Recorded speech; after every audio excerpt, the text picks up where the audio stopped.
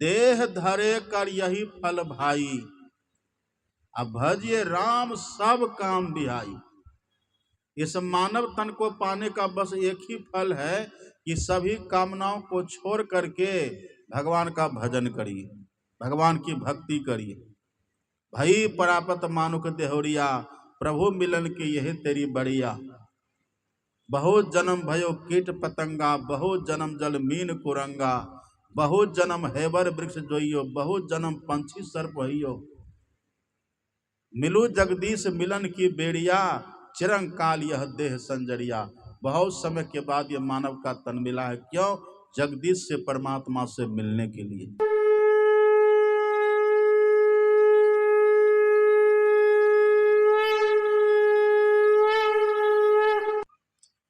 अभी आप लोगों ने प्रवचन और पाठ के माध्यम से मानव शरीर की महिमा सुनी है। मानव तन है कैसा, इसको पाते कौन है और इसको पाकर करना क्या चाहिए, इन सभी बातों को आपने पाठ और प्रवचन में सुना है। हम इसी को और थोड़ा विस्तार से आपको सुनाएंगे। कितनी महिमा की बात आपने सुनी है कि मर्यादा पुरुषोत्तम भगवान श्री राम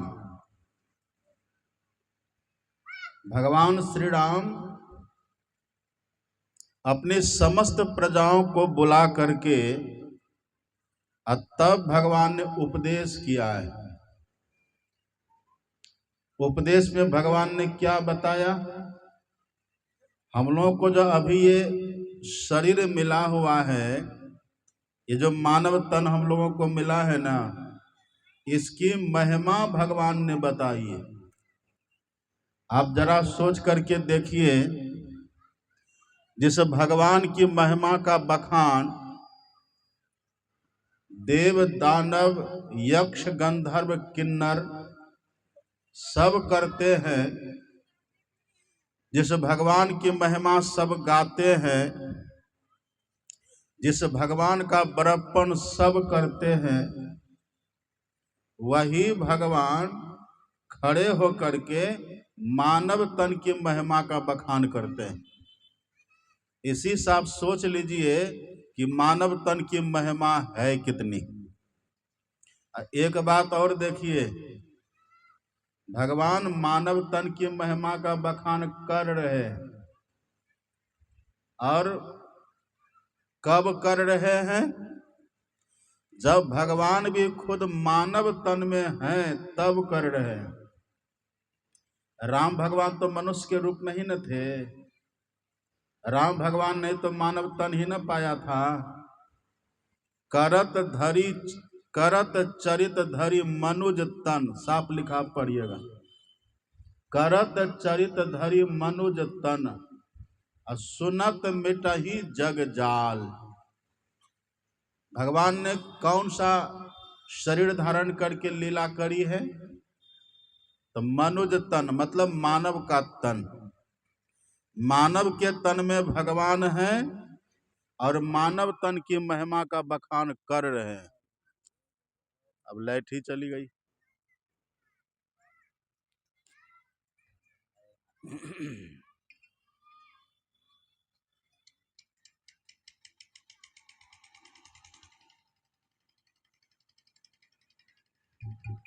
ये लल्लू कौन है? ये कलर ड्रेस वाला? चुपचाप बैठो। क्या कह रहे थे हम? देखिए, भगवान है ना, साक्षात भगवान। एक बात आप जानते हैं, भगवान अशरीरी है। भगवान को अशरीरी कहा गया है। अशरीरम शरीरेश्वर नवस्थितम महांतम विभु मत्वानम मत्वा धीरो न सोचती। कठोपनिषद में भगवान को बिना शरीर का कहा गया है। तो जो भगवान बिना शरीर के हैं वही भगवान मानव तन को धारण किया। राम भगवान मानव तन को धारण किए, मानव बने, मानव तन में रह करके मानव बने, और तब देखिए तब मानव तन की महिमा का बखान कर रहे हैं। अब क्या कहा भगवान ने मानव तन के लिए? आपने सुना, भगवान कहते हैं बड़े भाग मानुष तनु पावा, असुर दुर्लभ सब ग्रंथ ही गावा। बड़े भाग्य से ये मानव का तन मिला है। ये है कैसा? तो भगवान कहते सुर दुर्लभ, सुर अर्थात देवता। यह मानव का तन देवता को भी दुर्लभ है। मतलब क्या हुआ?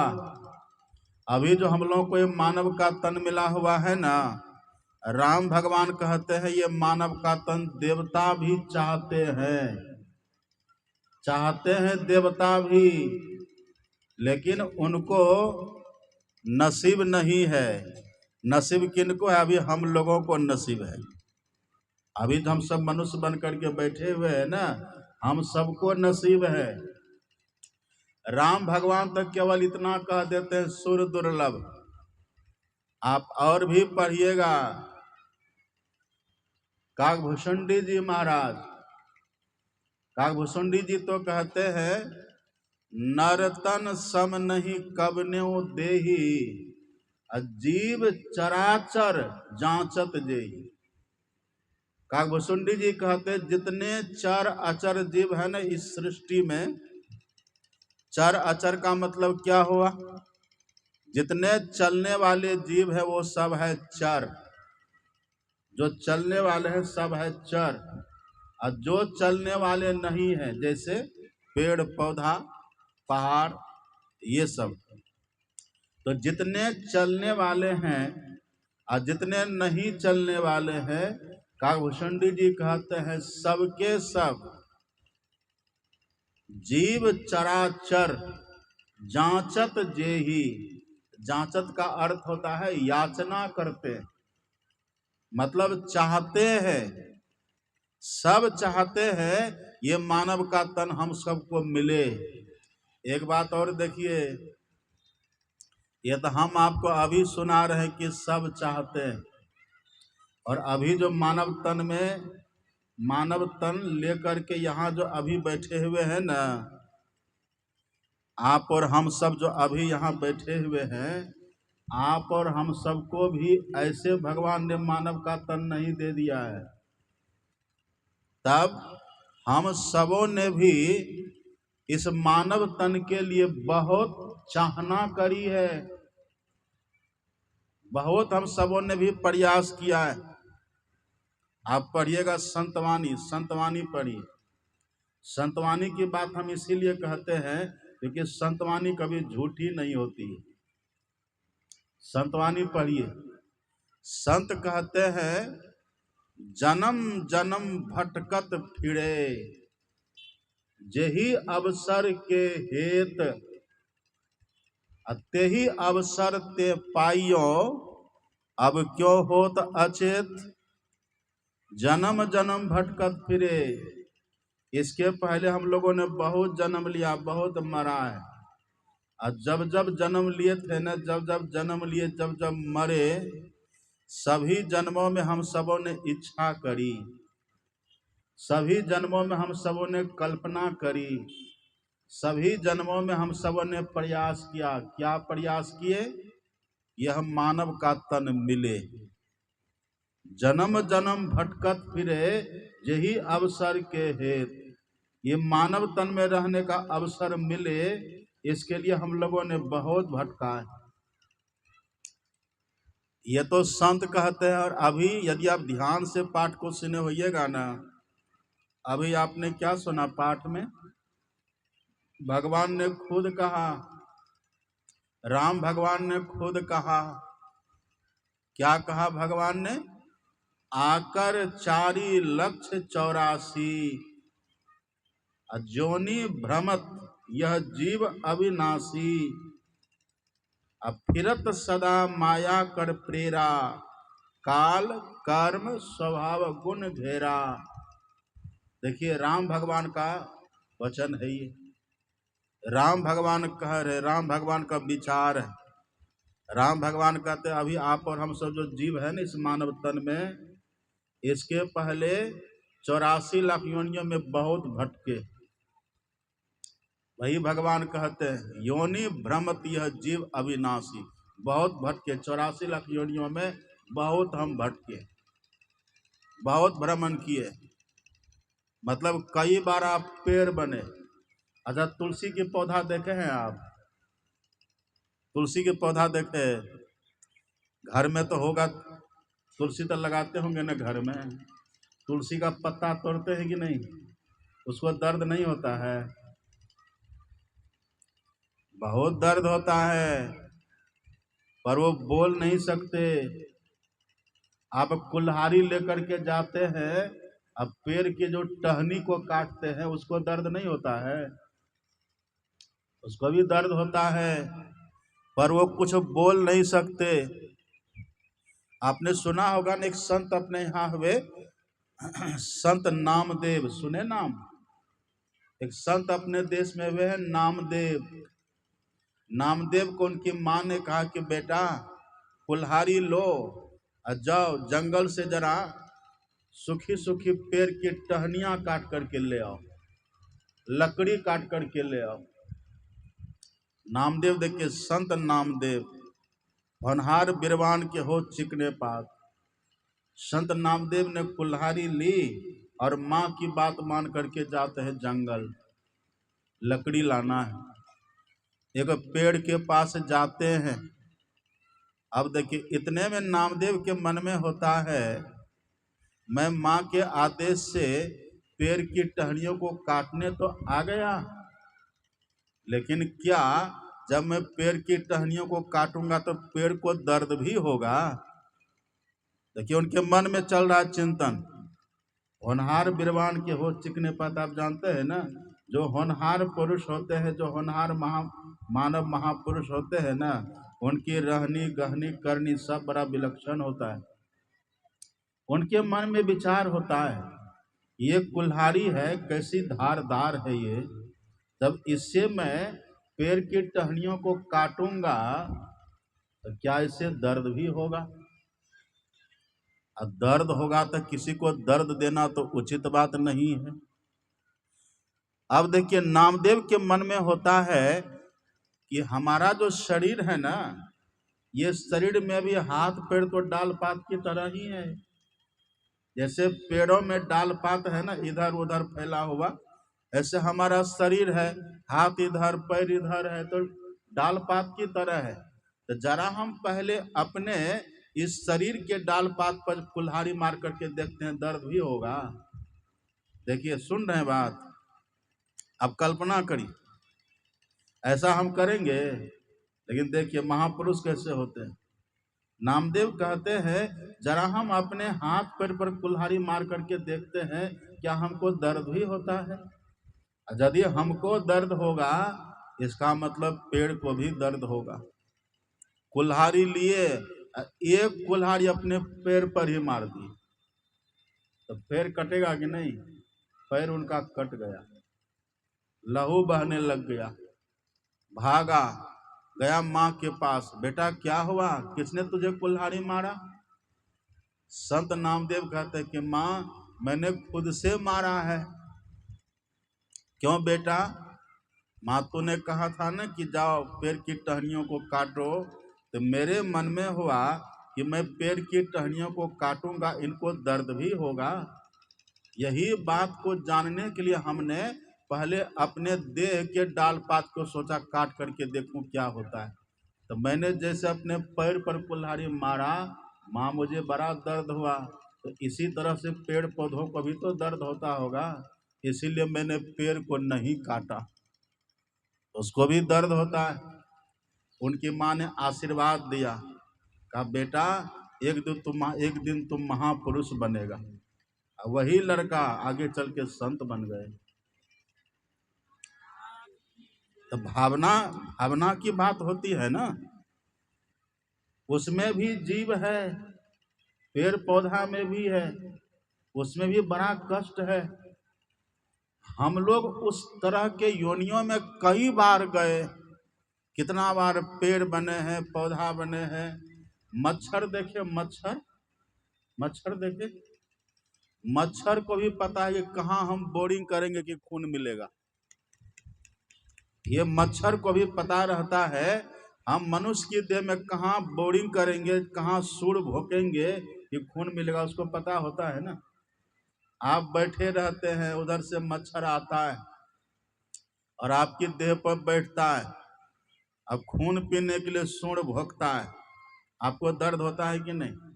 आपको थोड़ा सा दर्द हो, आप क्या करते हैं? एक झापर मार देते हैं। आपकी एक झापर लगते ही मच्छर का राम नाम सत हुआ कि नहीं? कोई पूछता भी है क्यों मार दिया मच्छर को, कोई मुकदमा करता है?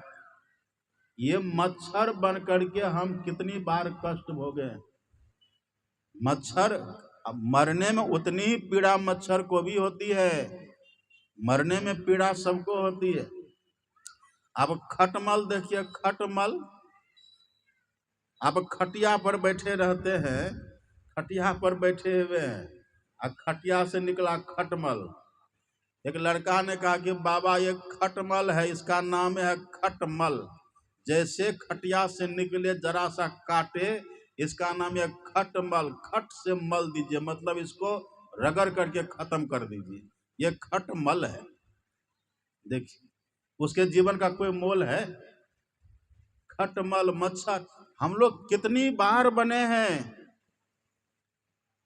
और हम लोगों को तो सदगुरु महाराज जी ने रटा दिया है इस बात को। जो संत मत के सत्संगी, सच्चे सत्संगी अनुयायी है ना, वो रोज स्तुति प्रार्थना करते हैं। स्तुति प्रार्थना में क्या हम लोग गाते हैं? युग युगान चहु खानी में भ्रमी भ्रमी दुख भूरी, गाते हैं ना। प्रेम भक्ति गुरु दीजिए जो गाते हैं, उसमें गाते हैं ना, युग युगान चहु खानी में। चहु खानी का मतलब वही जो राम भगवान कहते हैं, आकर चारी लक्ष्य 84, वही अपने सदगुरु महाराज जी कहते हैं। युग युगान चहु खानी में भ्रमी भ्रमी दुख भूड़ी। दुख भूड़ी मतलब क्या? बहुत दुख हम पाए, बहुत दुख पाए। अभी देखते रास्ते हम सब चलते रहते हैं, एक कांटा चुभता है, दर्द होता है कि नहीं? पर इतना हम दुख भोगे हैं। एक बात जानते हैं, कभी हम लोग कबूतर भी रहे, कभी हम सब मुर्गा भी रहे। मुर्गा को देखे कैसे तलता है, वो मुर्गा रह के कितना दुख हम लोग भोगे, कबूतर रह करके कितना दुख भोगे, बकरी की योनियों में कितनी बार गए। आप और भी पढ़िए ना अपने सदगुरु महाराज जी की वाणी में, पढ़िए पदावली में, अपने सदगुरु महाराज जी कितना अच्छे लिखते हैं। पशु पक्षी कृमि आदिक योनिन में भर में बहु बार हो, बहुत बार गए। पशु पक्षी कृमि आदिक योनिन में घर में वो बहु बार हो, नरतन अवही कृपा करी दिनो, अब प्रभु करो उबार हो। हे प्रभु, अब की आपने कृपा करके मानव का तन दिया। इसके पहले तुम कहाँ कहाँ भटके, कहाँ कहाँ गए। कितनी बार तो विष्ठा का कीड़ा बने, कितनी बार तो गंदी नाले का कीड़ा बने, और कितनी बार हम भूत बने, कितनी बार प्रेत बने, कितनी बार चुड़ैल बने, क्या क्या बने कोई ठिकाना है? सब कहाँ कहाँ हम सब गए, कितना भटके, कितना दुख पाए, कोई ठिकाना है? वही संत कहते हैं, जन्म जन्म भटकत फिरो यही अवसर के हेत, अतही अवसर ते पाइयो अब क्यों होत अचेत। हम सब भी पहले जिसकी चाहना करते थे, किसी तरह से मानव का तन मिले, हम सब भी पहले चाहना करते थे। कोई भागिए मत, उठ के बैठे रहिए आराम से, कोई भागिएगा नहीं। प्रवचन के बीच में उठ करके भागना मना है, ठीक से बैठिए पलथी मार के। माता जी छटपट कर रहे भागने के लिए, मत भागिएगा, बैठिए थोड़ी देर। यहाँ केवल आप बैठे रहिए ना, बहुत लाभ होगा। बोले यहाँ आप फिर हम ही लोग नहीं बैठे, यहाँ देवी देवता भी हैं। ठंडी के समय में आग तापे हैं आप लोग, आग जला के, नहीं तो हीटर तापते थे कि नहीं? हीटर के पास जब तक बैठे रहते, कहिए गर्मी लगती है कि नहीं? गर्मी ठंडी का समय हो और हीटर के पास जब तक केवल बैठे रहते, गर्मी लगती है कि नहीं? ठंडी दूर भागी रहती है। ऐसे सत्संग में यदि समझते हुए बैठिए तो सोना में सुगंध है, और यदि नहीं समझते हुए, नहीं भी समझ रहे हैं और तब भी केवल बैठे रहिए, आप समझे कि हम देवी देवता के और साधु संतों के बीच में बैठे हुए हैं। और जब तक यहाँ बैठे रहिएगा ना, आपका अनभल नहीं होगा। जब तक यहाँ बैठे रहिएगा आपको हानि नहीं होगी। तब केवल आराम से केवल बैठे भी रहिए, छटपट मत करिए। आप जिससे छटपटाते हैं ना, इधर मेरा धड़कन बढ़ जाता है।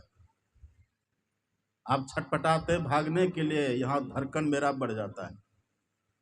भागिए मत, यहाँ बैठे रहिए। हम आपसे कुछ मांगते हैं, हम कुछ कहते हैं कि हमको दीजिए, कभी कहते हैं? फ्री में बैठे रहिए ना, भंडारा तो खबे किए होंगे, और फिर रात में भी चलेगा ही। यहाँ तो दिया जाता है।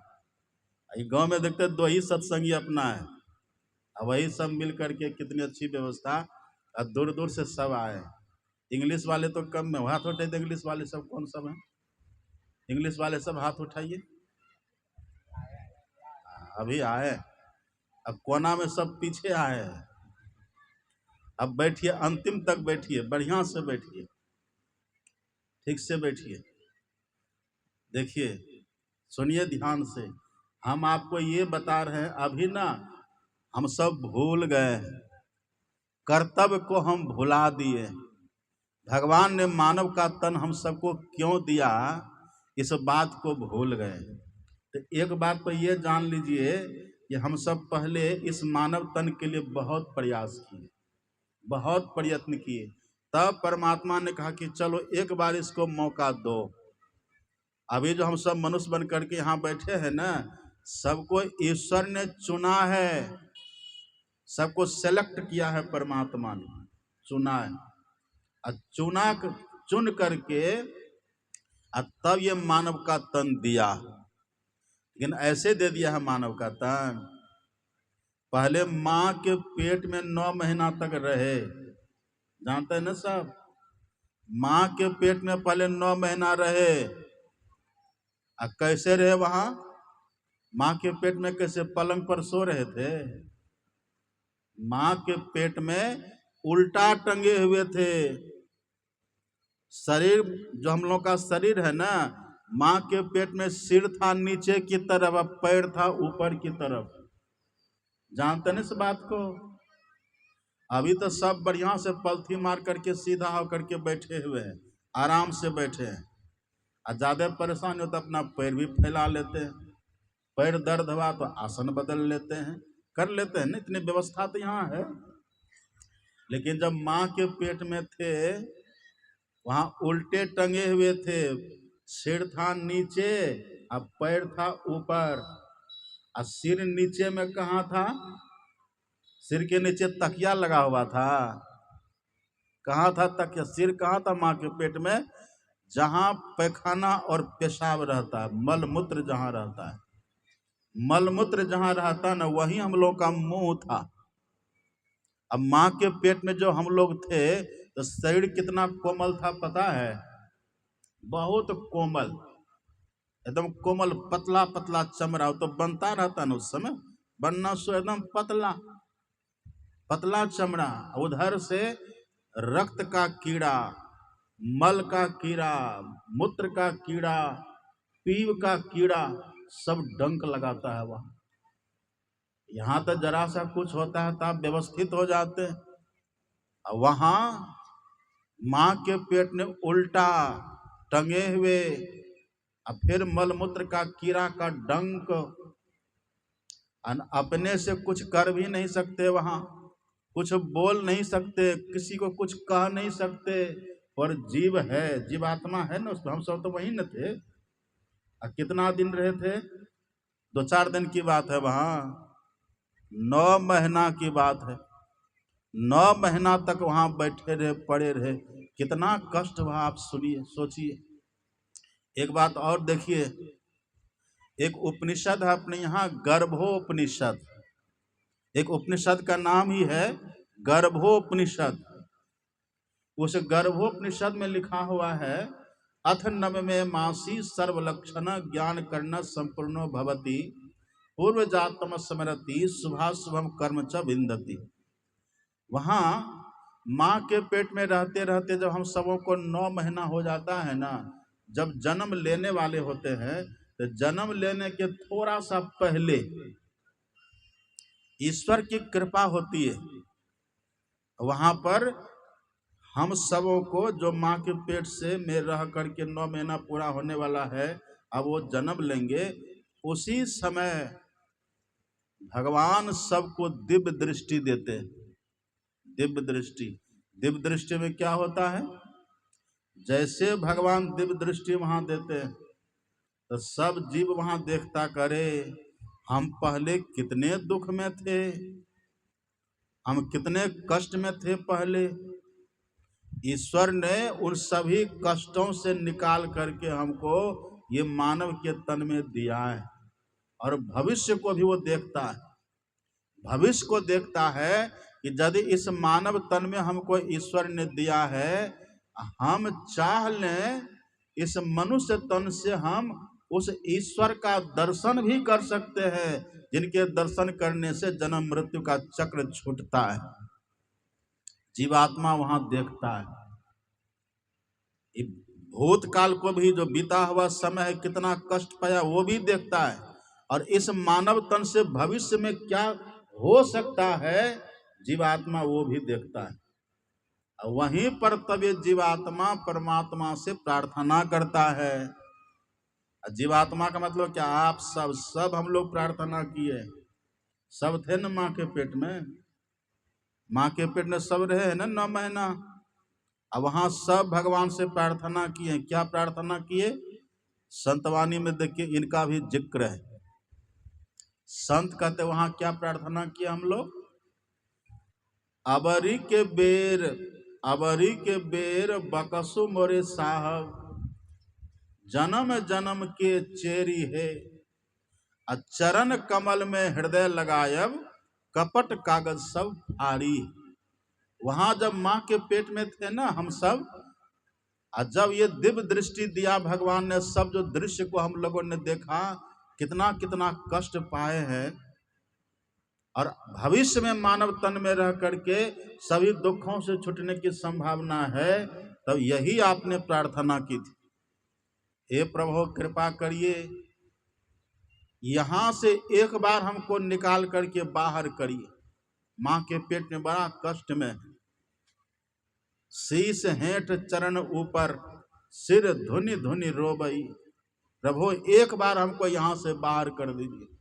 और जैसे हम बाहर जाएंगे ना, हम आपको संकल्प करते, प्रभु हम आपसे प्रतिज्ञा करते हैं। क्या प्रतिज्ञा करते हैं, चरण कमल में हृदय लगाया, मैं आपके चरणों में अपना मन लगाऊंगा, मतलब मैं आपका भजन करूंगा, आपकी भक्ति करूंगा। तब परमात्मा वहां खुश होते कि हाँ, इसीलिए तो इसको हमने मानव का तन दिया है। मानव का तन क्यों दिया है भगवान, हम लोग जानते हैं ना, पढ़े हैं ना रामचरितमानस में। यही चौपाई, कौन सी चौपाई, मानव तन पा करके हमें करना क्या है, ये ज्ञान जिस चौपाई में है, उसी चौपाई को पढ़ करके हमारे सदगुरु महाराज को वैराग हुआ था। जिनका चित्र आप देख रहे हैं ना अपने सदगुरु महाराज, इनको जो वैराग हुआ था, क्यों, यही चौपाई पढ़े थे। कौन सी चौपाई है वो, देह धरे कर यही फल भाई, अब भजिए राम सब काम बिहाई।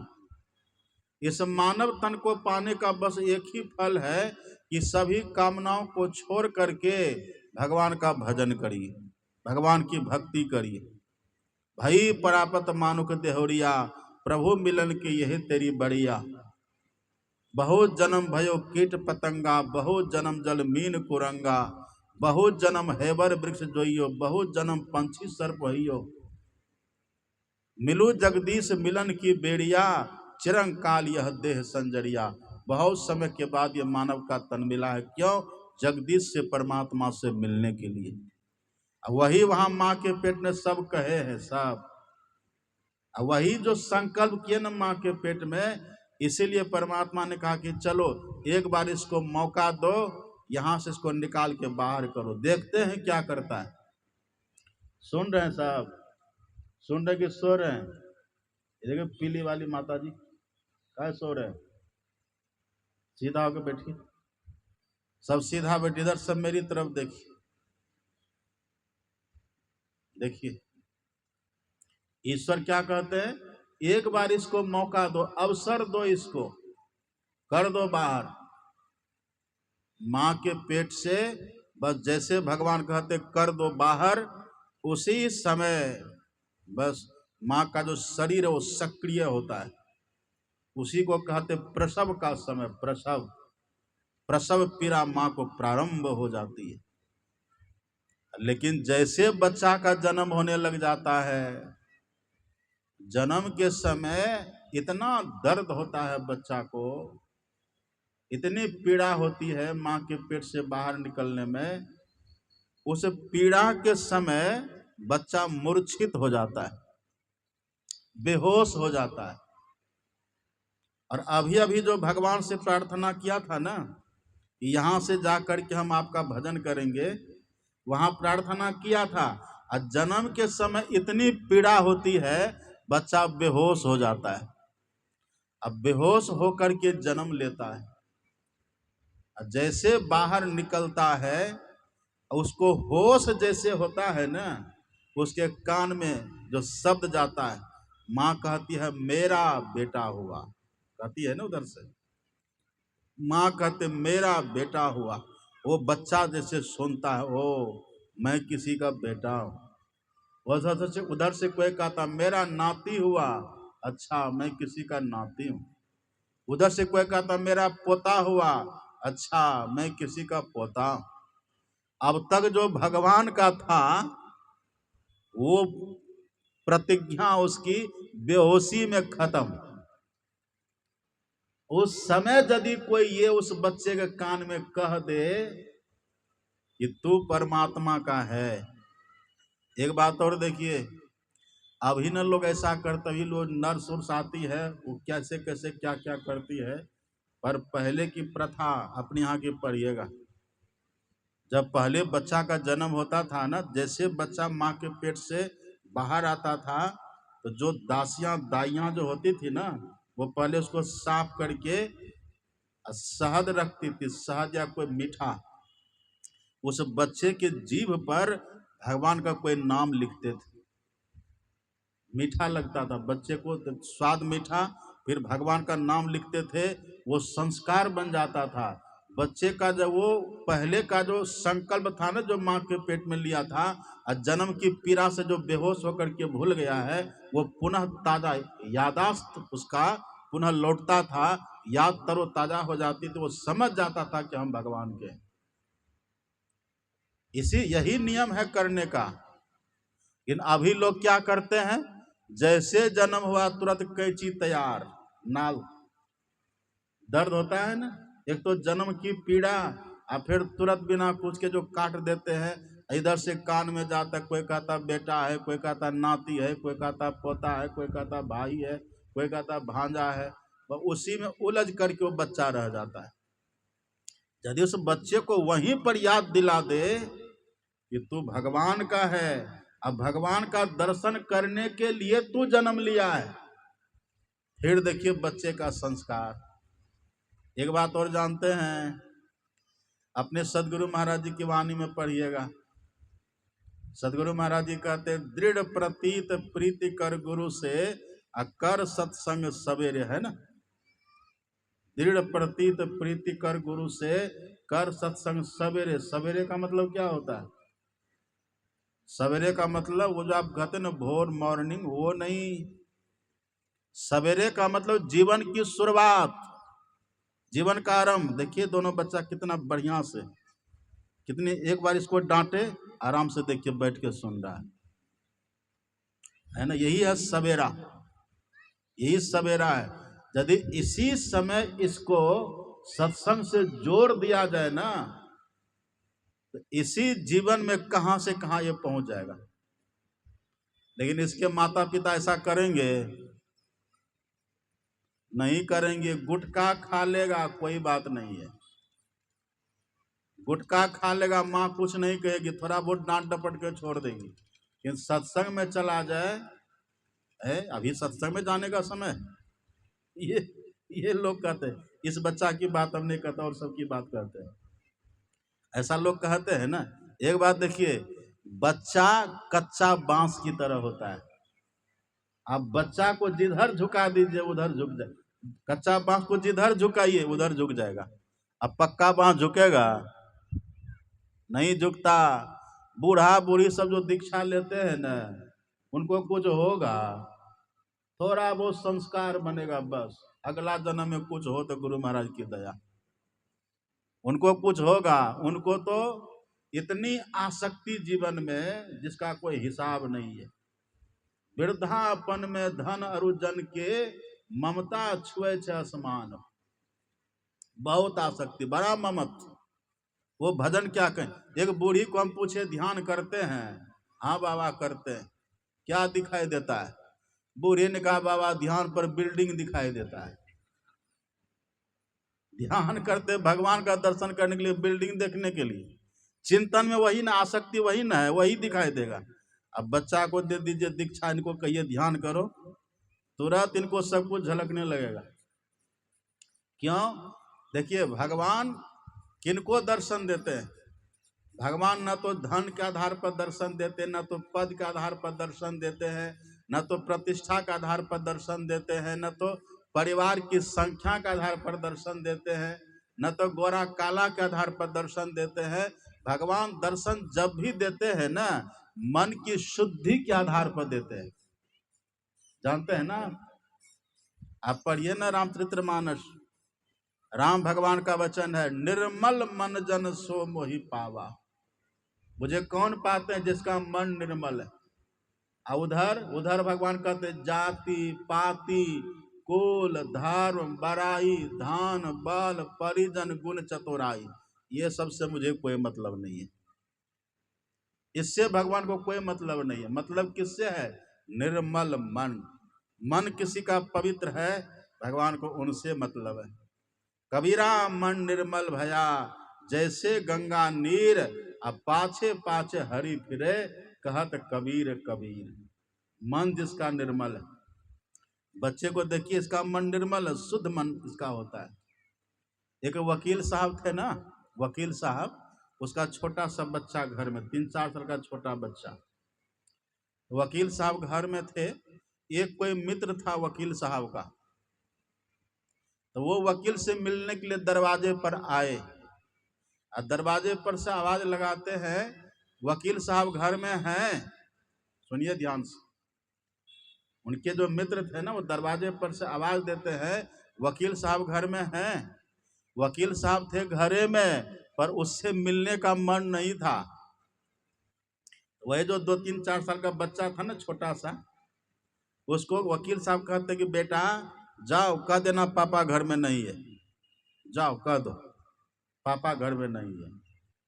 बच्चा तो बच्चा दिल का सच्चा, बच्चा गया, उससे कहते अंकल जी पापा ने कहा कि जाके कह दो पापा घर में नहीं है। कोई छल कपट, कोई लाग लपेट है, कोई छुपा कोई पर्दा है? जो सुना सो सुना दिया, जो देखा सो कह दिया। अब वहीं पर बूढ़ा बूढ़ी होते तब कितना मसाला लगाते, अरे वो तो परसों ही गए, आए घरे में। इसीलिए तो भगवान का दर्शन नहीं होता।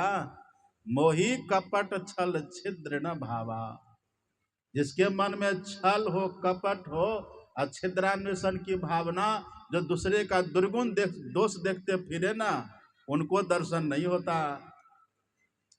इसलिए शुरू से अगर ये संस्कार पड़ जाए, अभी आपने सुना ना, भगवान ने कितना सुंदर उपदेश दिया।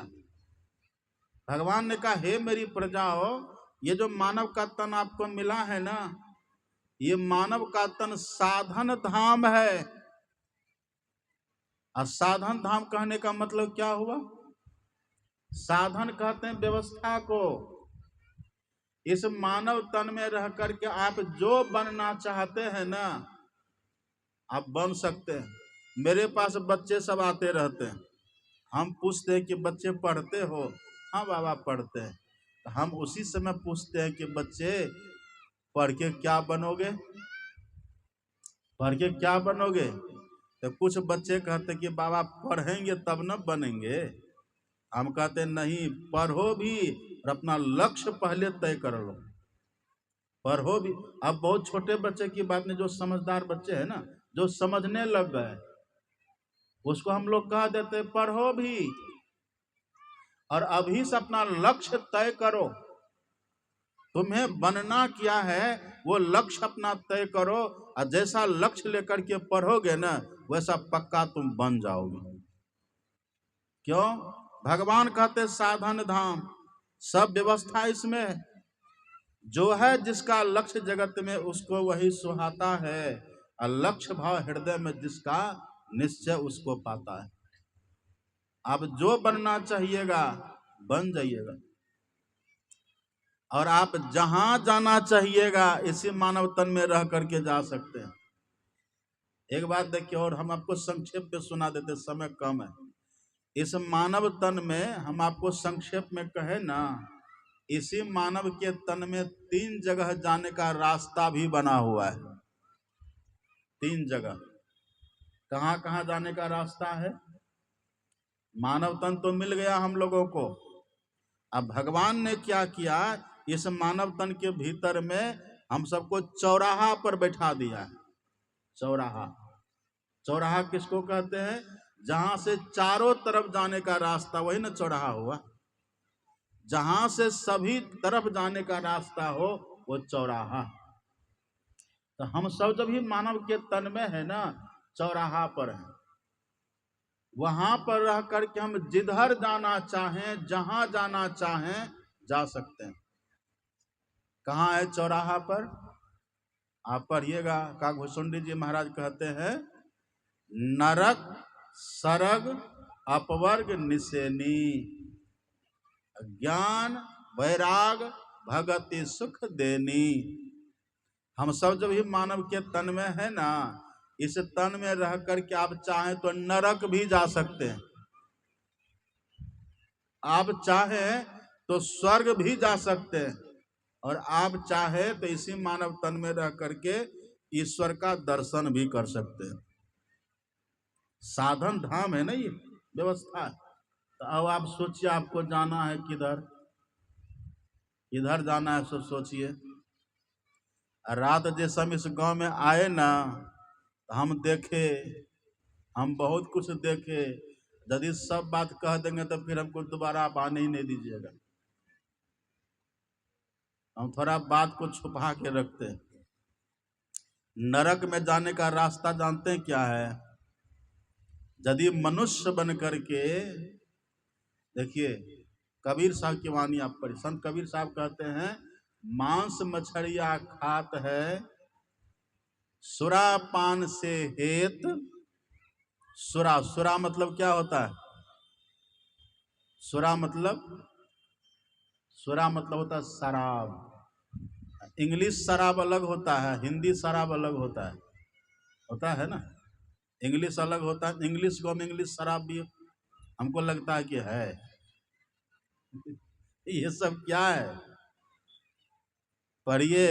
कबीर साहब कहते हैं, यदि मानव तन में रह करके मांस मछलिया खात है सुरापान से हेत, यदि किसी को, यदि इस मानव तन में रह करके कोई मांस खाता है और शराब पीता है तो फल क्या होगा? ते नर जर से जाहेंगे। जो मूली की खेत, मूली की खेत देखें आप लोग, आप देखिएगा मूली के खेत, मूली की खेत जो होती है ना, मूली जहां लगती है, मूली आपको खाइए जड़ सहित तो उखड़ जाती है। ऐसे ही ये भगवान ने मानव का तन दिया, और यदि मानव के तन में रह करके मांस खाते हैं, मछली खाते हैं, शराब पीते हैं ना, तो जड़ सहित उखड़ जाइएगा, मतलब दोबारा से फिर मनुष्य बनने की संभावना नहीं है। सुन रहे हैं? दोबारा से फिर नहीं बनिएगा।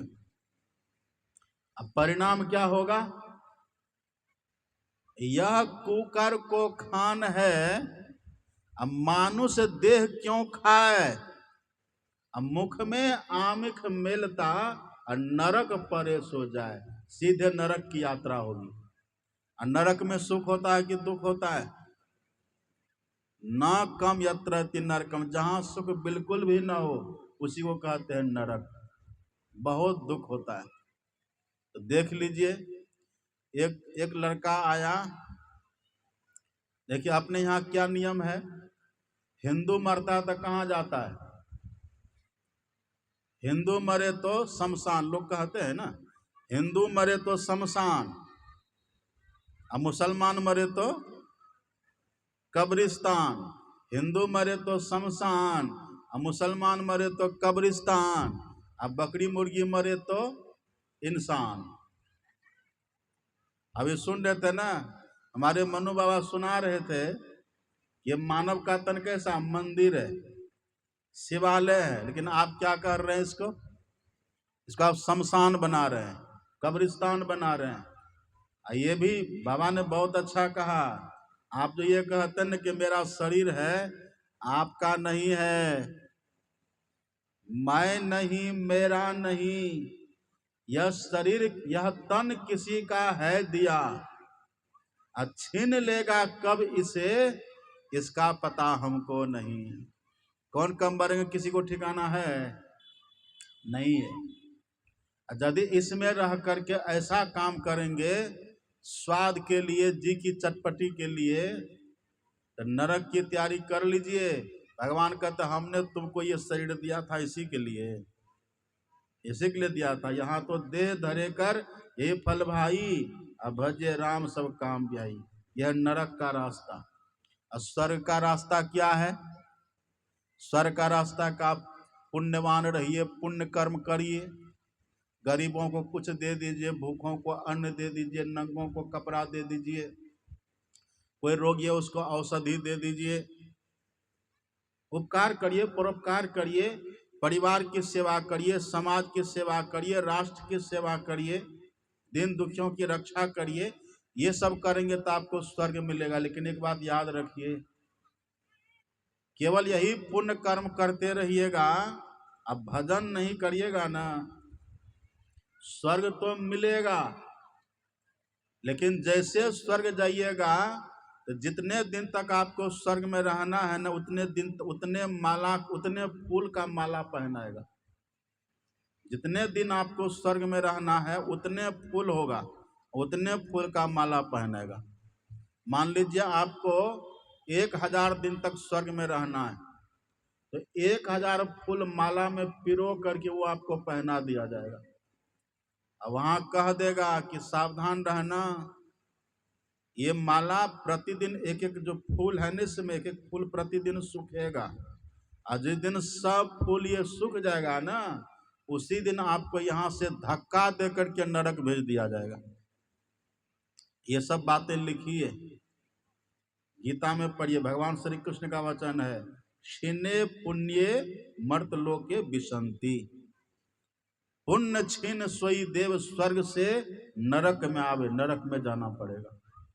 इसलिए अभी जो आप पाठ में सुने, यदि ध्यान से पाठ को सुने होइएगा ना, तो भगवान ने क्या कह दिया? साधन धाम मोक्ष, साधन धाम तो कह दिए, और साथ में भगवान कह दिए मोक्ष कर द्वारा। मोक्ष कर द्वारा कहने का भाव क्या है? इसी आप ही का जो शरीर है ना, इसी शरीर में मोक्ष का द्वार लगा हुआ है। मोक्ष के द्वार लगने से क्या होता है? तो भगवान कहते हैं परलोक संभरेगा, पाई न जही परलोक समारा। उस मोक्ष के द्वार को यदि कोई पा ले, जान ले, तो उसको क्या होगा? उसका परलोक बनेगा। अब परलोक किसको कहते हैं? मृत्यु के बाद, देह छूटने के बाद हम जहां जाएंगे वही है परलोक। उधर हमारा तब सुखी जीवन होगा, वो परलोक है। और दूसरी बात है, एक बात और सुनिए ध्यान से, आंख के नीचे के भाग को कहते पिंड, आंख से ऊपर के भाग को कहते ब्रह्मांड। आंख से नीचे का जो भाग है ना, पिंड भाग जिसको है, इस पिंड भाग में अंधकार भरा हुआ है। आंख बंद करके देखिए ना, अंधकार दिखेगा सबको। अंधकार को हिंदी में कहते हैं तम। तो जब तक है तम तब तक है जम, जम का फंदा है ये। इसी को संत कबीर साहब कहते हैं, एक तो अंधेरी कोठरी अता में दियाना न बाती हो, फल क्या होगा, बहिया पकड़ी जम ले चले, कोई संग न साथी हो। बाह पकड़ करके जमराज ले जाएगा, कोई नहीं बचाएगा। किया कर तो माई बाप, किया कर तो भाई, अब किया कर तो घर के त्रिया जमवा ले जाए, कोई नहीं बचाएगा। इसी में मोक्ष का द्वार है। इन अपने से पता चलेगा किधर है मोक्ष का द्वार। इस देह में, हम सबका जो देह है ना, शरीर है ना, इस देह में कुल 10 द्वार है, 10। और 10 द्वार में 9 द्वार सब कोई जानते हैं, 10वां द्वार अपने से नहीं जानिएगा। 9 द्वार, 2 आंख का, 2 कान का, नाक का, 2 मुंह मलमूत्र विसर्जन का, ये 9 द्वार सब कोई जानते हैं। और 9 द्वार में जमदूत का पहरा रहता है। मृत्यु के समय ऐसे 9 द्वार से किसी के द्वार से निकलते हैं आप और हम, जम की मार खानी पड़ती।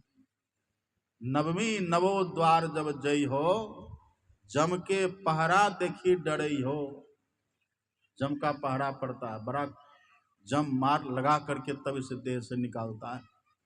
और जो 10वां द्वार है ना, वो द्वार अपने से आप नहीं जानिएगा, उसी के लिए सत्संग है, उसी के लिए दीक्षा का कार्यक्रम होता है।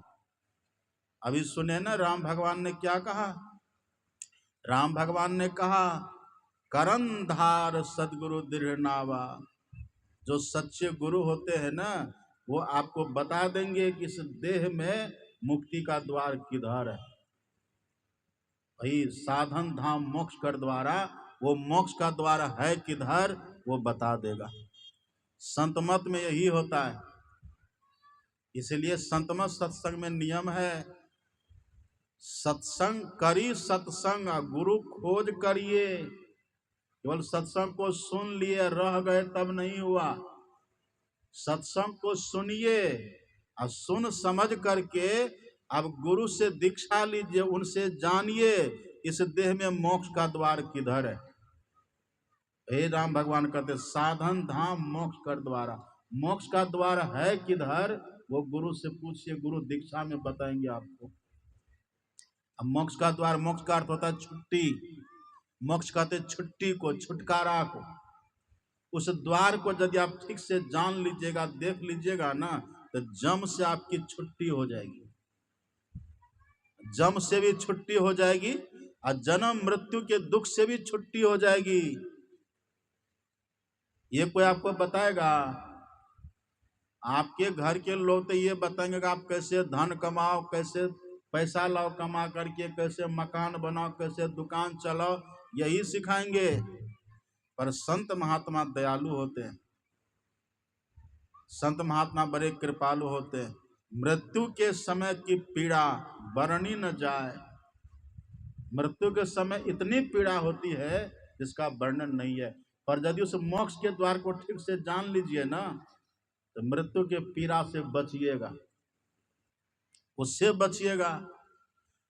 केवल भगवान के मंत्र नाम का जप करने से और भगवान के रूप का ध्यान करने से उससे भी लाभ होगा। लेकिन जब तक मोक्ष के द्वार को नहीं जानिएगा, तब तक जम की मार से नहीं बचिएगा। उससे बचना होगा, आप मोक्ष के द्वार को जानना होगा। अपने से नहीं जान पाइएगा। यह जानता कोई राजदा, गुरु की शरण जो ली, इनके सिवाना आन जो मदमान चलन ली। बिन दया संतन की में ही, जानना इस राह को, हुआ नहीं होता नहीं वो होनहारा है नहीं। बिना गुरु की कृपा, गुरु की दीक्षा के इस बात को नहीं जानिएगा। यही खासियत है संत मत की, सत्संग की। संत मत के सत्संग में कि पहले सत्संग सुनिए और सुन करके रह मत जाइए। इसके लिए दीक्षा लेकर के उस मोक्ष के द्वार को जानिए। गुरु आपको दीक्षा में बताएंगे, यहाँ प्रवचन में बताने का नहीं है। उसके लिए दीक्षा की विधि अब बहुत आसान, आप थोड़ा सा करिएगा ना, बहुत ज्यादा लाभ होगा। ये करिए, ये जब नहीं करेंगे तो फिर मुट्ठी बांधे आया जग में हाथ पसारे जाएगा। जाना तो सबको है, ये है आए हैं सो जाएंगे, राजा रंग फकीर, एक सिंहासन चढ़ी चले बंधे जा जंजीर। जम के जंजीर में बंद करके अच्छा लगेगा आपको? करो रे मनवा दिन की तदबीर, जब जमराजा आन पड़ेंगे, नेक धरत नहीं धीर, हम मुंगरीन मारी के प्राण निकासत, व्याकुल हो शरीर, करो रे मनवा दिन की तदबीर। इसलिए निगुरा निगुरी बन करके कोई मत रहिए। अपने साथ कितनों भजन भक्ति कर लीजिए, बिनु गुरु भक्ति परे जम फांसी, जम की खाएगा मार। अपने मन से कितनों फूल पत्ती चढ़ा लीजिए, कितनों तीर्थ धाम में चले जाइए, जम से नहीं बचिएगा। इसके लिए आपको गुरु से युक्ति जान करके मोक्ष के द्वार को जानना होगा। इसलिए तो उसका नाम यह मोक्ष, मतलब छुट्टी, जम से छुट्टी, मृत्यु जन्म के पीड़ा से छुट्टी, उसका नाम ही है वही, वो जानना होगा। इसलिए निगुरा निगुरी कोई मत रहिए। गुरु बिनु ज्ञान न उपजय, गुरु बिनु मिले न भेव, और गुरु बिनु संशय ना मिटे, जय जय जय गुरुदेव। गुरु नाम है ज्ञान का, शिष्य सीख ले सोए, अज्ञान मर जा जाने बिना, गुरु शिष्य न कोई। एक कहानी सुनिए। एक व्यक्ति के यहाँ, एक गृहस्थ के यहाँ एक साधु बाबा गए। साधु कोई साधारण नहीं थे, अंतर्जामी साधु। अंतर्जामी किसको कहते हैं? जो हमारे मन की बात को जान ले, जो हमारे मन की बातों को जाने, उसको कहते हैं अंतर्जामी। तो संत कोई साधारण नहीं थे, अंतर्जामी संत थे। बहुत ध्यान से सुनिएगा, अब हम समाप्त करेंगे। तो सतगृहस्थ के यहाँ गए, अतिथि बने, और जब भोजन का समय हुआ, साधु के भोजन का समय, तो घर का जो एक बूढ़ा बाबा थे, बूढ़ा बाबा गए, कहा कि बाबा चलिए भोजन पाइए। संत को ले गए, आसन लगा दिए, बाबा को बैठा दिए, संत को बैठा दिए भोजन करने के लिए। और जो घर के बूढ़े बाबा थे वो गए और थाल में परोस करके खूब बढ़िया भोजन ला करके बाबा को दिए। बाबा एक कौर रोटी तोड़े, सब्जी लिए, एक कौर खाए। अब जैसे एक कौर खाए तो संत तो अंतर्जामी होते हैं ना, संत ने कहा करे वाह क्या स्वाद है, स्वादिष्ट भी है और सात्विक भी है भोजन। वो जो घर का जो बूढ़ा बाबा थे ना, कहा कि हाँ बाबा आपकी कृपा है। कहा बहुत अच्छा भोजन बना। हाँ बाबा आपकी कृपा है। किसने बनाया? तो घर के बूढ़ा बाबा ने कह दिया कि बाबा मेरी पुतहू ने बनाया, घर की मेरी बहू ने बनाया। अच्छा बड़ा सुंदर स्वादिष्ट भोजन है। जैसे घर के बूढ़ा ने कहा कि मेरी पुतहू ने बनाया, जो पुतहू बनाई थी ना, वो दौड़ करके आई, अब बाबा को प्रणाम किया। बाबा ने पूछा अच्छा तुम ही बनाई हो बेटी? हाँ बाबा हम ही बनाए, बहुत स्वादिष्ट भोजन बनाया, आपकी कृपा। अब वो संत जो थे उस लड़की से जो बना, उनकी जो बहू थी, उनसे बात करने लगते हैं। और जो बूढ़ा थे ना, उसके ससुर बूढ़ा बाबा, कहा कि चलो दोनों बात कर रहे हैं, तो वो वहां से हट गए। अब बगल में दरवाजे पर एक कमरा, उसी कमरा में जाके बैठ गए। इधर दोनों बातचीत कर रहे हैं। अब सुनिएगा ध्यान से। संत ने पूछते पूछते पूछा कि बेटी नाम क्या है तेरा? उसको बैठाइए, उस पीला वाला को बैठाइए, बैठ जाओ बच्चा। संत ने पूछा कि पुत्री नाम क्या है तेरा? नाम बता दिया। फिर संत पूछते हैं, अच्छा तेरी उम्र कितनी है? और जो बूढ़ा थे ना उधर से सुन रहे थे, दरवाजे पर कमरा से सुन रहे थे। संत पूछते हैं तेरी उम्र कितनी है? लड़की कहती कि बाबा मेरी उम्र है 12 वर्ष। अब बूढ़ा जो सुन रहे थे, बूढ़ा को झटका लगा। बूढ़ा ने सोचा इसका विवाह तो हम 20 साल में किए हैं, जब इसकी उम्र थी 20 साल तभी हमने इसका विवाह किया है।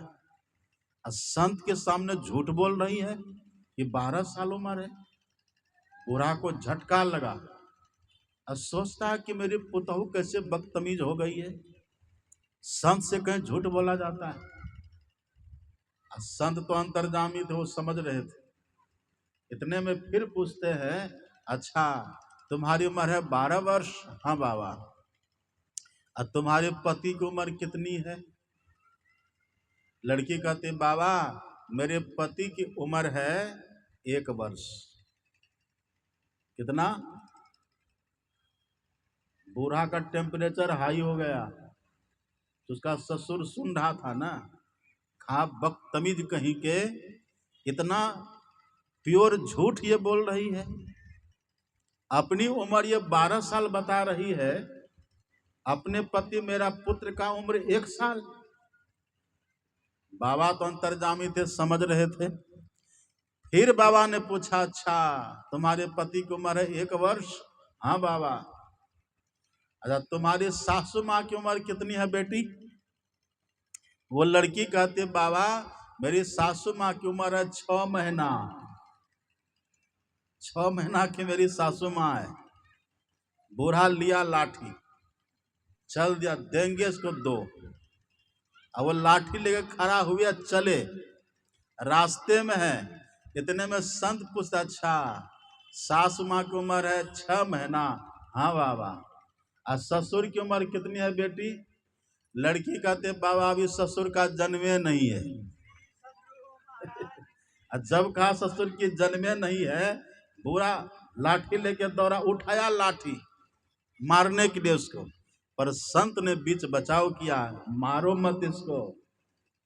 बुरा कहता कि बाबा इनको तो हम बुद्धिमान समझते थे, बुद्धिमती समझते थे, इनको तो हम बड़ा होशियार समझते थे कि मेरी पुतहू पढ़ी लिखी है, अच्छी है, पर ये तो महाबदतमीज निकली। कहा कैसे?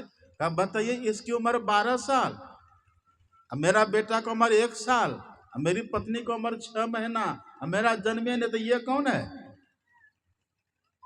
तब वो संत कहते हैं कि देखिए गुस्साइए आप मत, आपके पुतहू साधारण नहीं है, इनके चेहरे का तेज देखिए, इनके बोलने का स्टाइल देखिए, इनके बोलने की शैली देखिए कितनी अच्छी है, और इनके व्यक्तित्व को देखिए, ये आपकी पुतहू साधारण नहीं है। इसको पूछिए आखिर इसने ऐसा क्यों कहा, कारण पूछिए इसको, मारिए मत।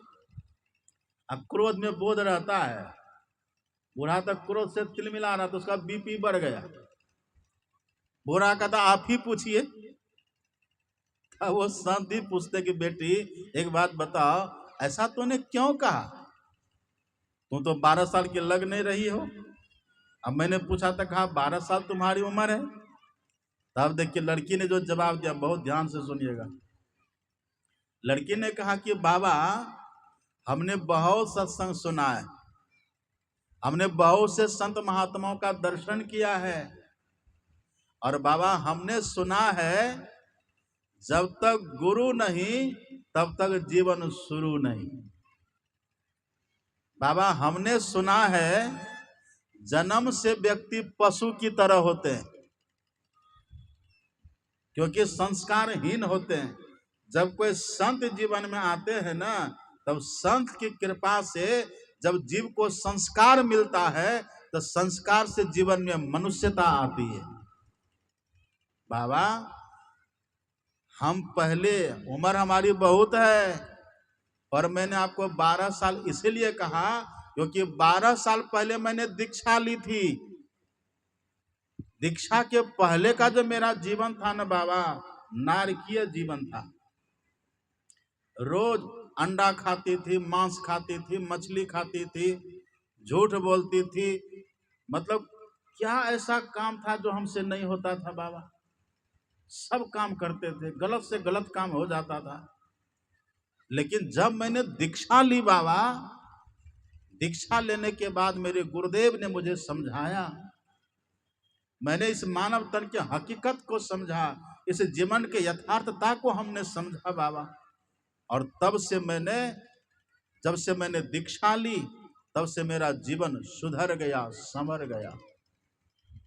सतगुरु पशु मानुष करे, मानुष थे सिद्ध सोए, दादु सिद्ध थे देवता देव निरंजन हुए। मैंने अपने सदगुरु की कृपा से सब गलत आचरण को छोड़ा, गलत व्यवहार को हमने छोड़ा और अपने जीवन में हमने साधना की पद्धति सीखी। भजन करती हूँ बाबा, अब मेरे पास मनोबल है, मेरे पास बुद्धि बल है बाबा, मेरे पास आत्मबल है। अब मैं धन धन्य हूँ, कृत कृत्य हूँ। इसीलिए मैंने कहा कि मेरी उम्र है 12 साल। पहले के जीवन का कोई मोल है? और बाबा जब आपने ये पूछा ना मेरे पति की उम्र कितनी है, मैंने कहा 1 वर्ष। वो मैंने इसीलिए कहा क्योंकि 1 वर्ष पहले मेरे पतिदेव ने दीक्षा ली है। नहीं तो मेरे पतिदेव पढ़े लिखे हैं, ये बहुत बड़े ऑफिसर हैं, लेकिन इनका नियम था संडे हो कि मंडे निधि खाओ अंडे। तो मैं इधर से कह देती थी जब लगेंगे जमराज के डंडे तब पड़ जाओगे ठंडे। रामा रामा हरे हरे, बकरी मुर्गी घरे घरे। क्या क्या ये पहले पढ़े लिखे तो थे बाबा, लेकिन इनको विवेक नहीं था। इनको मैं समझाती रही और समझाते समझाते इनको मैंने बहुत समझाया। मेरे पतिदेव शराब पीते थे। एक बार तो ऐसा हुआ, शराब पी लिए और जा रहे थे सड़क पर, तो डगमग, जानते ना शराब पीने वाला डगमगाते हैं, चलते हैं, देखिए कैसे झूमते हुए चलते हैं ना शराबी सब। आप लोगों को तो पता ही होगा, यहाँ तो इंग्लिश में तो ज्यादा सबको पता होगा कैसे चलते डगमगा डगमगा के। एक बार शराब पी करके वो जा रहे थे और सड़क के किनारे में सीवर लाइन होता है ना, जो गंदा गंदा पानी नाला में बहता है, वही सीवर लाइन था। ताकि बाबा ये जा रहे थे और नशा में, शराब की नशा में डगमगाते डगमगाते उसी नाला में गिर गए। और नाला में गिरे तो नाला में तो मल मूत्र वाला गंदा गंदा वो पानी, कितना गंदा गंदा सब बहता रहता था, उसी में ये गिरे। और दूर से एक व्यक्ति देख रहा था, कहा देखो बेचारा नाला में गिर गया, जाओ जाओ उसको निकाल दो। तो उसका बाल बड़ा बड़ा था, डूब गया था, मल मूत्र वाला पानी उसी में वो पूरा डूब गया। नाक मुंह में तो जाएगा ना। जो देख रहा था उसका बाल पकड़ा, खींच करके बाहर किया। अब जैसे उसको बाहर किया तो उसको कृतज्ञ होना चाहिए कि हमको निकाल दिया। उसने कहा कि किस मूर्ख ने मुझे अमृत के कुंड से बाहर कर दिया। नशा में ऐसा बेहोश, उसको मलमूत्र भी अमृत की तरह लग रहा है। देखिए शराब पीने वाले की दुर्दशा कैसी होती है। अब बाबा वो तो निकल गए वहां से। जब वहां से वो चले तो फिर झूमते झूमते जा रहे थे। उधर से एक मोटी माताजी, बूढ़ी माताजी, मोटी ताजी हट्टी हेल्दी, वो एक माताजी उधर से चली आ रही थी। ये शराब के नशा में झूमते झूमते गए, अब बूढ़ी माताजी से टकरा गए। अब जैसे टकराए तो शराब की नशा में इसने कहा इस गांव के लोग कैसे हैं, ये भैंस को खोल के सड़क पर छोड़ दिया तब हम टकरा गए। और उसका बेटा था बगले में बाबा, लिया डंडा लाठी, 2-4 लाठी खींच दिया। और लाठी की मार लगी, आगे बढ़े वहां से, उधर से एक मरखन्नी भैंस आ रही थी, इनको लाठी की मार लगी थी माता जी के कारण। अब मार से तो माँ भूत भी भाग जाता है। अब उधर से मरखनी भैंस आ रही है, ये कह रहे थे हे माता जी बगल हो जाइए नहीं तो फिर टकरा जाइएगा। अब भैंसिया मरखनी के माने भैंसिया आई और सिंग से उठा के पटक के रोंदते हुए वो निकल गई। इसकी बड़ी दुर्दशा हुई है बाबा, लेकिन मैं इनको समझाती रहती थी, समझाते समझाते समझाते अच्छा अच्छा भोजन बनाती थी। बाबा मैंने जो दीक्षा ली है ना, जो गुरु मंत्र हमको मिला है, मैं जब भी भोजन बनाती थी आलतू फालतू बात मन में नहीं लाती थी, उसी मंत्र को जपते हुए मैं भोजन बनाती थी। आटा भी गूंदना है तो मंत्र चल रहा है, रोटी भी बेल रहे हैं मंत्र भी चल रहा है, चावल डाल रहे हैं मंत्र चल रहा है, दाल बना रहे हैं मंत्र चल रहा है, सब्जी काट रहे हैं मंत्र चल रहा है। मंत्र जप कर करके जो मैंने भोजन बनाया, वही भोजन जब मैं पतिदेव को कराती रही समझाती रही, मेरे पतिदेव भी समझ गए धीरे धीरे। और आज से साल भर पहले इन्होंने भी दीक्षा ले ली। इसलिए मैंने कहा कि मेरे पति की उम्र है 1 वर्ष। और मेरी जो सासू माँ है ना बाबा, इसका तो मत पूछिए, रोज घर में खड़मंगल होता था। एक दिन तो मैं भात बनाई, अब भात बनाए तो 1-2 कंकड़ तो रहिए जाता है ना, मार्केट का जो चावल तो 1-2 कंकड़ तो रही जाता है। भात में बनाया, अब बना करके जब दिया सासू माँ को खाने के लिए दाल भात सब्जी, तो एक कंकड़ उनके दांत में टकरा गया। टकरा गया तो बाबा हमसे लड़ पड़ी।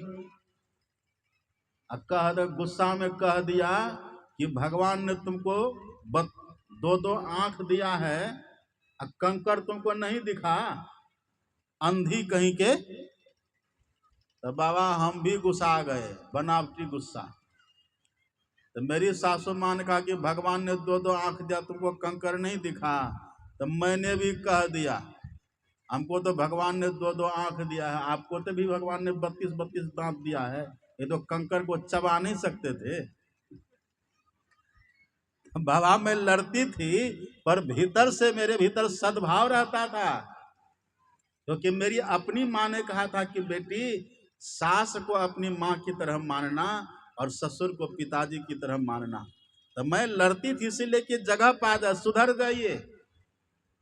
बाबा लड़ती थी पर रोज समय से भोजन देती हूँ, पूछ लीजिएगा, समय से भोजन देती हूँ, कपड़ा धुल देती हूँ, और जब सोती है ना सरसों का तेल लेकर के तलवा में मालिश भी कर देती हूँ, पूछ लीजिएगा। हाँ, एक दिन तो बाबा इतना वो गुस्साई, कहा करे हम कोई ऐसी वैसी सास हैं, हम ऐसी सास हैं कि तुम्हारा सांस लेना बंद कर देंगे। तो बाबा मैंने भी कह दिया मैं कोई ऐसी वैसी बहू हूं, मैं ऐसी बहू हूं कि तुम्हारा लहू पी जाऊंगी। रोज टक्कर चलता था बाबा, लेकिन मैं सेवा में कमी नहीं करती थी।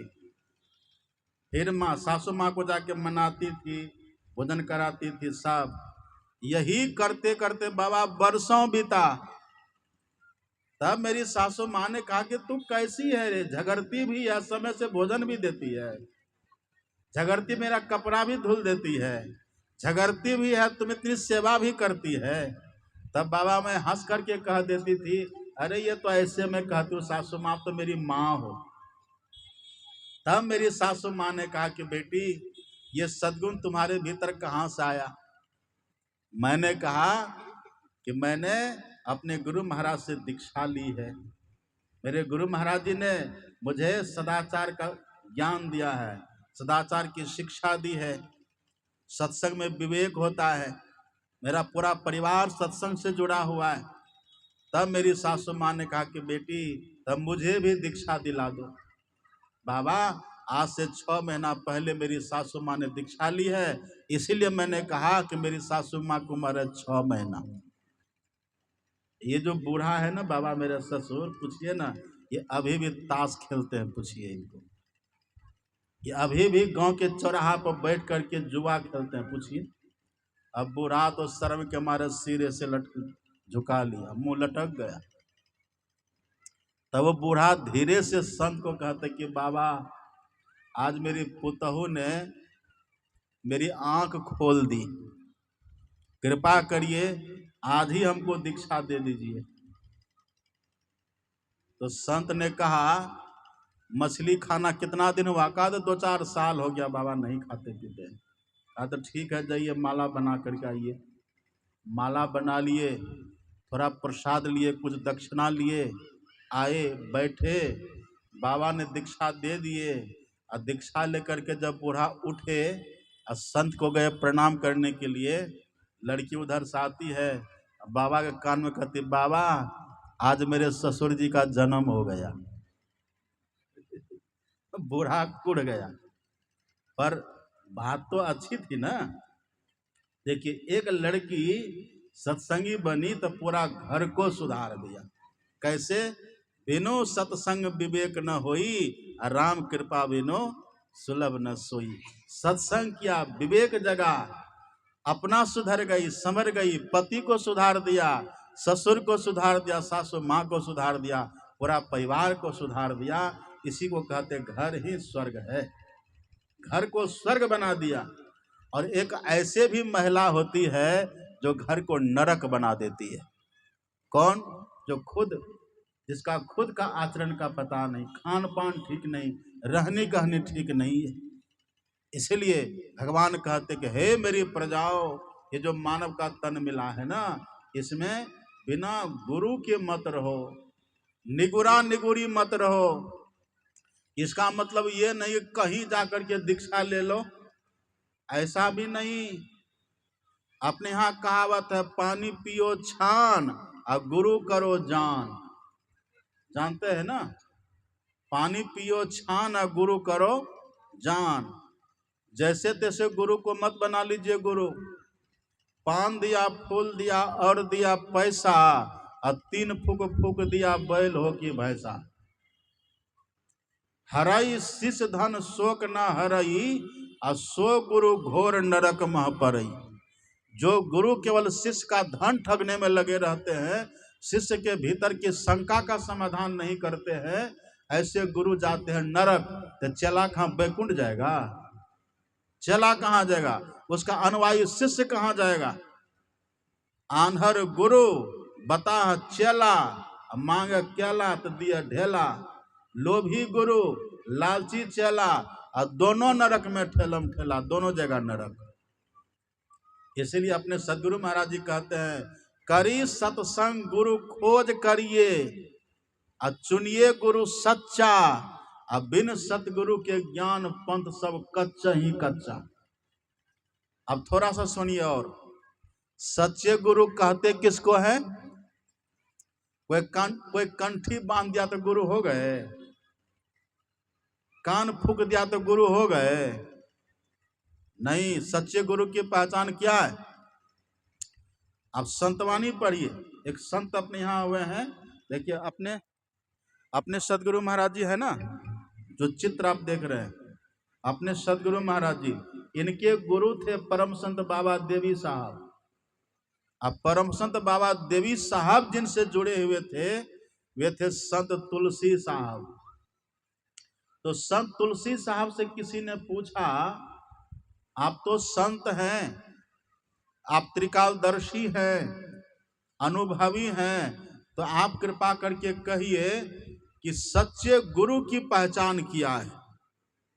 सच्चे गुरु की पहचान कहिए। तब तुलसी साहब ने कहा, मुर्शिदे कामिल से मिल, सिद्क और सबूरी से तकी, जो तुझे देगा फहम सहरग को पाने के लिए। तुलसी साहब ने कहा कि सुनो, मुर्शिदे कामिल से मिल, मुर्शिद कहते हैं गुरु को, कामिल कहते पक्के को, सच्चे को। सच्चे पक्के गुरु से मिलो, उसकी पहचान क्या है? तो जो तुझे देगा फहम, जो तुम्हें युक्ति बताएगा, किसका? सहरग को पाने के लिए। तुम्हारी देह में सहरग कहाँ है, उस सहरग का जो पता बता देना, उसी को तुम गुरु मानना। देखिए, जिसको तुलसी साहब सहरग कहते हैं ना, उसी को राम भगवान ने मोक्ष का द्वार कहा है। मोक्ष के द्वार को ही सहरग कहते हैं। सहरग वहां होता क्या है? क्यों भटकता फिर रहा, तो ऐ तलाशे यार में, रास्ता सहरग में है दिलवर पे जाने के लिए।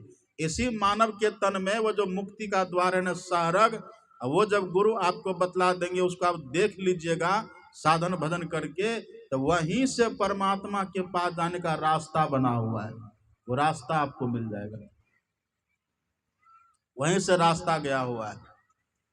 नौकते सफेद सन्मुख झलके झला झली, और सहरग में नजर थिर कर तजी मन की चंचली।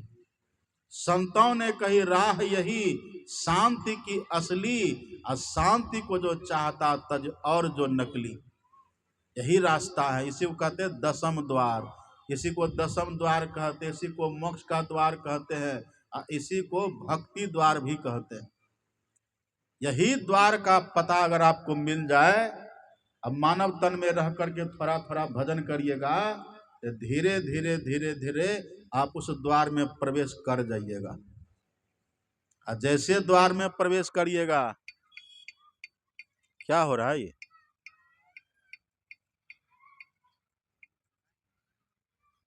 अब बस समाप्त कर देंगे।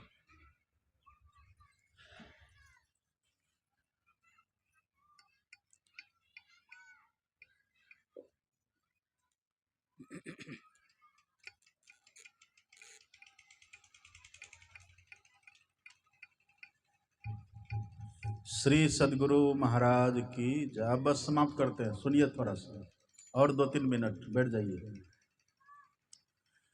देखिए ज्यादा कठिन नहीं है, थोड़ा थोड़ा अभ्यास करिएगा ना, जैसे जैसे मोक्ष के द्वार में प्रवेश करिएगा, आपको बहुत कुछ दिखेगा, वहां आनंद आ जाएगा। क्या दिखेगा आपको? वहां दीपक का प्रकाश दिखेगा। घट घट दीपक बरे, लखै नहीं अंध है, लखत लखत लखी परे, कटे जम फंद है। जम का फंदा कट जाएगा।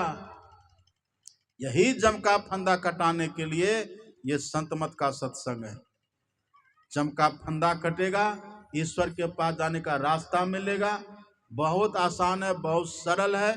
आप खान पान में संयम रखिएगा, रहनी गहनी ठीक रखिएगा, और थोड़ा थोड़ा अभ्यास प्रतिदिन करिएगा, तो धीरे धीरे करत करत अभ्यास ते जड़मती हो सुजान, रसरी आवत जाते सिल पर परत निशान।